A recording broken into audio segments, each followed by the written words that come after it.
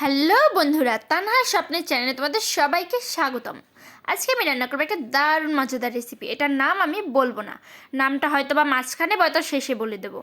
ফার্স্টে আমি কাঁচামরিচ আর পেঁয়াজ আর তার সাথে চিংড়ি মাছ ভালো করে তেলে ভেজে নেব। ভাজা হয়ে গেলে ওর ভিতরে দিয়ে দেবো আমি রসুন বাটা। তারপরে একটু সময় নাড়াচাড়া দিয়ে ওর ভিতরে দিয়ে দেবো সামান্য একটু পানি, দিয়ে দেবো হলুদের গুঁড়ো, মরিচের গুঁড়ো, স্বাদ মতো লবণ।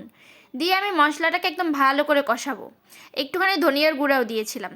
মশলাটা কষানো হয়ে গেল, ওর ভিতরে দিয়ে দেবো আমি আলু আর বলো তো কি, আরে দাঁড়াও দাঁড়াও, এত কষ্ট করতে হবে না। এটা হলো একটা শীতের সবজি, যেহেতু শীত পড়ে গেছে অবশ্যই শীতের সবজি রান্না করব। এটা হলো কফি। এটা এক এক দেশে এক এক নামে ডাকে, তোমরা কি নামে ডাকে অবশ্যই আমাকে জানিও। আমাদের এখানে কফিই বলে। তারপরে এটাকে ঢেকে ঢেকে একদম ভালো করে কষাতে হবে।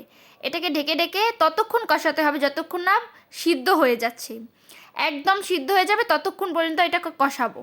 যখন সিদ্ধ হয়ে গেছে, আমি একটা চাপ দিয়েও দেখেছি, সিদ্ধ যখন হয়ে গেছে তখন আমি এতে ঝোল দিয়ে দেবো।